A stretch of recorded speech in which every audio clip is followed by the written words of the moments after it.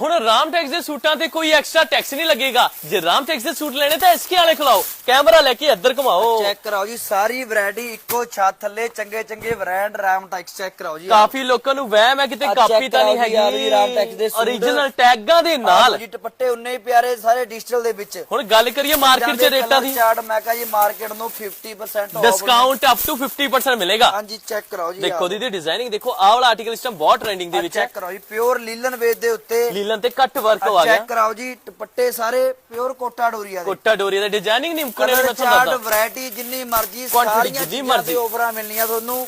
ਦੀਦੀ ਸ਼ੇਅਰ ਕਰ ਲਿਆ ਕਰੋ ਕਿਉਂਕਿ ਪਤਾ ਕਿਆ ਬ੍ਰਾਂਡ ਤੇ ਵੀ ਆਫਰ ਮਿਲ ਜਾਏਗੀ। ਵੀਡੀਓ ਦੱਬ ਕੇ ਸ਼ੇਅਰ ਕਰ ਦਿਓ। ਚੈੱਕ ਕਰਾਓ ਜੀ, ਚੰਗੇ ਚੰਗੇ ਘਰਾਂ ਦੇ ਬ੍ਰਾਂਡ, ਕਲਰ ਚਾਰਟ ਵੈਰਾਈਟੀ ਜਿੰਨੀ ਮਰਜ਼ੀ ਤੁਸੀਂ ਲਿਜਾ ਸਕਦੇ ਆ। ਤੁਸੀਂ ਦੇਖਦੇ ਦੇਖਦੇ ਆਹ ਲਓ, ਥੱਲੇ ਵੀਡੀਓ ਸ਼ਨੀ ਲੰਬੀ ਤੇ ਹੋ ਜਾਣੀ। ਐਤਵਾਰ ਆਫਰਾਂ ਦੇ ਨਾਲ ਆਹ check ਕਰੋ। ਜਲਦੀ ਤੇ ਜਲਦੀ ਪਹੁੰਚੋ। ਐਸਕੇ ਟੈਕਸਟਾਈਲ ਮਰਿੰਡਾ ਮੇਲ ਲੁਧਿਆਣਾ ਹਾਈਵੇ ਓਪੋਜ਼ਿਟ ਰਾਜਮਹਿਲ ਪੈਲੇਸ।